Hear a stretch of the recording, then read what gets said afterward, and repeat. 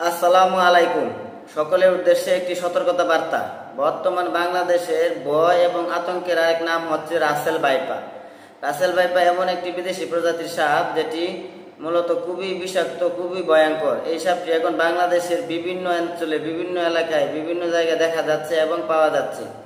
এই সাপটি যদি কাউকে একবার কামড় দেয় তাহলে তাকে বাঁচিয়ে রাখা প্রায় অসম্ভব, যদি তাকে দ্রুত হাসপাতালে না নেওয়া হয়। তাই সকলে সতর্কতা এবং সাবধানের সাথে চলাফেরা করবেন, চোখ কান খোলা রেখে চলাফেরা করবেন। আর একটি দোয়া শিখে রাখবেন, যদি কেউ এই দোয়াটি আমল করে তাহলে আল্লাহ তাআলা তাকে সকল ধরনের বিষাক্ত সাপ, বিচ্ছু, বিষধর পোকামাকড় প্রাণী থেকে রক্ষা করবে ইনশাআল্লাহ। দোয়াটি হলো আউযু বিকালিমাতিল্লাহি তাম্মি মিন শাররি মা খলাক। যদি কেউ এই দোয়াটি আমল করে তাহলে আল্লাহ তাআলা তাকে সকল ধরনের বিষাক্ত পোকামাকড়, বিচ্ছু, সাপ থেকে রক্ষা করবে ইনশাআল্লাহ। হাদিস তিরমিজি, হাদিস নম্বর 3604। আমি দোয়াটি স্ক্রিনে দিয়ে রাখলাম, সকলে দোয়াটি মুখস্থ করে নেবেন। দয়া করে দোয়াটি মুখস্থ করতে 1 মিনিট সময় লাগবে না এবং দোয়াটি আমল করবেন। আর ওই সাপটি দেখতে প্রায় অদক্ষ সাপের বাচ্চার মতো। সাপটি অনেকে চিনে না, সাপটিকে দেখতে অদক্ষ সাপের বাচ্চার মতো দেখা যায়। তাই আমি স্ক্রিনে সাপের ছবিটি দিয়ে রাখলাম, সকলে এই সাপের ছবিটি দেখে সাপটিকে চিনে রাখবেন। এটি দেখতে অদক্ষ সাপের বাচ্চার মতো মনে হলো, এটি কিন্তু আসলে অদক্ষ সাপের বাচ্চা না। এটি মাথাটা প্রায় কিছুটা গোলাকৃতির, চ্যাপ্টা, এবং অদক্ষ সাপের মাথাটা হচ্ছে গিয়ে লম্বা। আর এটি ছিল মরুভূমি দেশের একটি সাপ। এখানে কিভাবে আসছে হয়তো জানি না, এটি বাংলাদেশে কিভাবে আসলো। এটি মরুভূমি দেশে এই সাপের অনেক প্রচলন রয়েছে। মরুভূমি দেশে সাপটিকে বহরহ পাওয়া যায়। বর্তমানে বাংলাদেশে এই সাপটি আতঙ্ক ছড়াই দিচ্ছে সকল দিকে। তাই সকলে সাপটিকে চিনে রাখবেন এবং দোয়াটি আমল করবেন। আশা করি আল্লাহ তাআলা আপনাদের সকলকে হেফাজত করবে। যদি কখনো কাউকে এই সাপটি কামড় দিয়া দেয় তাহলে দ্রুত হাসপাতালে নিয়ে যাবেন। কখনো ওঝা বৈদ্যের পিছে ঘোরাঘুরি ছুটাছুটি করবেন না, কারণ ওঝা বৈদ্যের পিছে ঘোরাঘুরি করে ছুটাছুটি করে সময় নষ্ট করলে হয়তো লোকটিকে আর বাঁচানো যাবে না।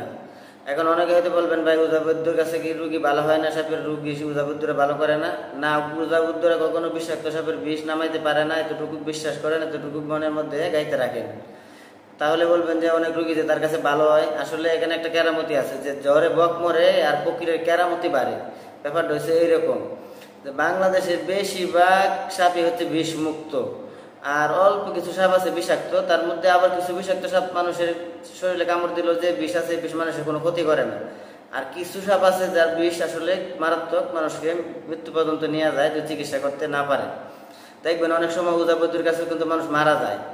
কারণ ওই বিষাক্ত সাপ যদি কামড় খেয়ে কেউ তার কাছে যায় তাহলে কিন্তু ওই রুগীকে আর উনি বাঁচাইতে পারে না, ওই রুগীগুলো মারা যায়। হয়তো তখন উনি অনেক অজুহাত দেখায়, হ্যানতেন আবি যাবি বললে আপনাকে বুঝ দিয়ে দিবে, কারণ এটাই হচ্ছে তাদের কেরামতি। আমি একটা ছোট ঘটনা বলি, আমার নিজের বাস্তব জীবনের অভিজ্ঞতা। ছোটবেলা আমার মাছ ধরার খুব ইচ্ছা ছিল, মাছ ধরার খুবই শখ ছিল। আমি এখনো মাছ ধরার খুবই আগ্রহী। আমি এখনো মাছ ধরা খুব পছন্দ করি, কারণ এখন তো সময় পাই না, চাকরি করি। দেশে থাকতে প্রতিদিনই মাছ ধরতাম কম বেশি।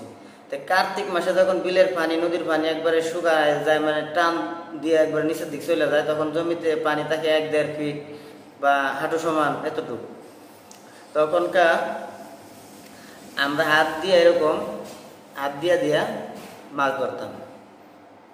তখন হাত দিয়ে যখন আমরা মাছ ধরিতে সবাই মাছ ধরতেছে, আমিও ধরতেছি। হঠাৎ করে আমি একবার, বিশেষ করে এইসব কুচুরি পানা এবং হেলেঞ্চা থাকে, এগুলোর ভিতরে এরকম হাত দিয়ে মাছ ধরতে হয়। কিছু লাগে না, শুধু এরকম হাত দিয়ে ধরা যায়। এরা ছোটবেলা যারা ধরছেন হয়তো অনেকে হয়তো জানবেন, যারা মাছ ধরেন।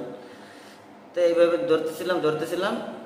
তো অনেকে মাছ পাইতেছিল, আমি পাইতেছিলাম। তো আমি হঠাৎ করে আমি এরকম যখন হাত দিছি কুচুরি পানার ভিতরে, আর হাতটা যখন এরকম চাপ দিছি, দেখলাম একটা লম্বা বাইন মাছের মতো একটা পাইছে। আমি মনে করলাম যে বাইন মাছে হয়তো একটু এরকম চাপ দিলাম, তেমন নড়াচড়া করে না। এরকম চাপ দেওয়াতে এই আঙুল ফাঁকা ছিল, ওই দিক দিয়ে একটু করে বাইর হয়েছে, আর আমি টাইট করে ধরছি।